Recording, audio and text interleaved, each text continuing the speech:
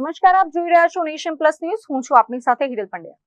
સુરતમાં પડેલા ભયાનક ભારે વરસાદના કારણે મોટો સિવિક ઇમરજન્સીનો માહોલ સર્જાયો છે. ચોમાસાની આ સિઝનમાં સુરત શહેર બીજી વખત ખાડી પૂરની ચપેટમાં આવી ગયું છે. ખાસ કરીને કુંભારિયા ખાડી ઓવરફ્લો થવાના કારણે સારોલી અને કુંભારિયા ગામમાં જળબંબાકારની પરિસ્થિતિ સર્જાઈ છે અને લોકોની મુશ્કેલીઓમાં ભારે વધારો થયો છે. ખાડી ઓવરફ્લો થવાના કારણે સારોલી ગામમાં ગાડીઓ ડૂબી જાય તેટલા પાણી ભરાઈ ગયા છે. ભારે પૂરના કારણે સારોલી પોલીસ સ્ટેશન સંપૂર્ણપણે પાણીમાં ગરકાવ થઈ ગયું છે. પોલીસ સ્ટેશન જવાના રસ્તે તેમજ આસપાસ 6 થી 7 ફૂટ જેટલા પાણી ભરાઈ જતા રસ્તો સંપૂર્ણપણે બંધ કરી દેવો પડ્યો છે. ખાડીના પાણી ફરી વળતા સારોલી ગામની બહાર જવાનો માર્ગ પણ ઠપ થઈ ગયો છે. બીજી તરફ કુંભારિયા ખાડી ઓવરફ્લો થતા જ કુંભારિયા ગામમાં પણ ઘૂંટણસમા પાણી ભરાઈ ગયા છે.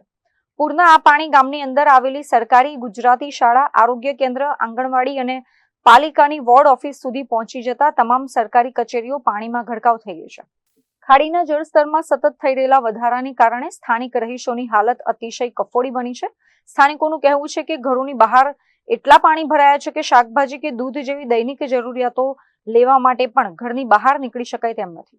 એક જ સિઝનમાં બીજી વખત ખાડી પૂર આવતા જ તંત્રની કામગીરી સામે પણ સ્થાનિકોમાં ભારે આક્રોશ જોવા મળી રહ્યો છે. ખાડીના વધી રહેલા જળસ્તરને પગલે તંત્ર દ્વારા સ્થિતિ પર નજર રાખવામાં આવી રહી છે, પરંતુ ગામ લોકો તાત્કાલિક રાહત કામગીરીની માંગ કરી રહ્યા છે.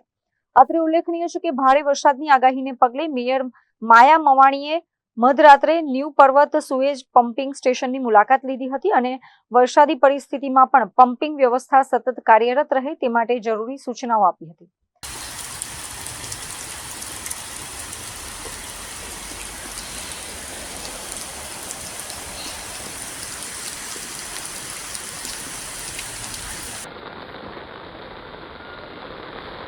ત્યાં છે વરસાદ કે રહી ગયો?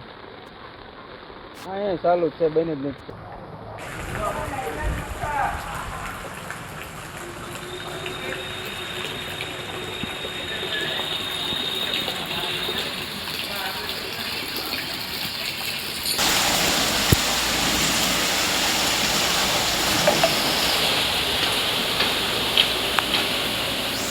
Bureau report, Nation Plus News, Surat.